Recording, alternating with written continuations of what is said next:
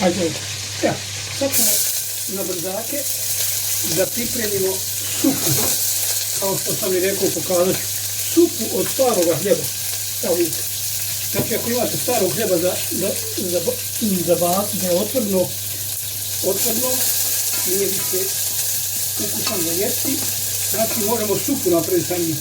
To jest, vidjeli ste, pokazao sam da sam temeljac napravio, mislim, ovo gdje sam kuhao ove bačkove. Znači sad procjedimo, praktično imamo temeljac. Evo. Evo ga. Jednom dok te kostu. Evo ga. Znači, evo vidite. Znači, jednostavno iščupimo ovaj hljeb. Možda bi dobro bilo da sam imao malo i bijeloga. Dobro je kombinacija bijelog i crnoga.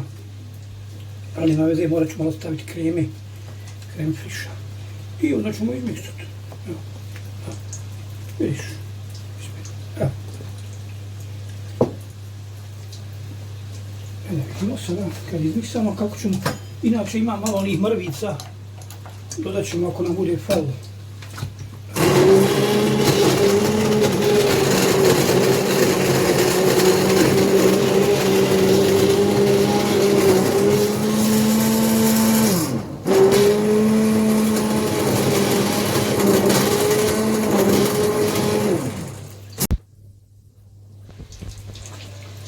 Evo, znači stavit ćemo kreme,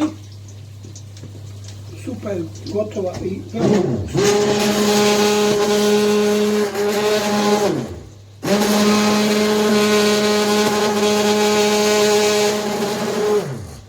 Evo, evo je već gotovo za serviranje. Evo je, vidite kako je lijepa supa od hljeba. Znači, ni stari hljeb ne moramo da bacamo. Znači, pošto sam stavio malo kreme, krema je sad malo je promijenila boju i dala lijep ukus. Evo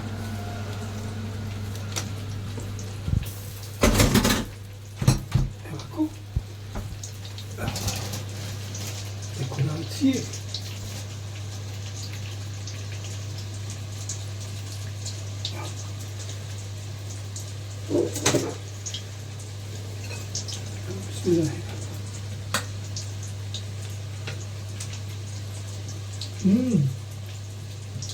Super, odlično.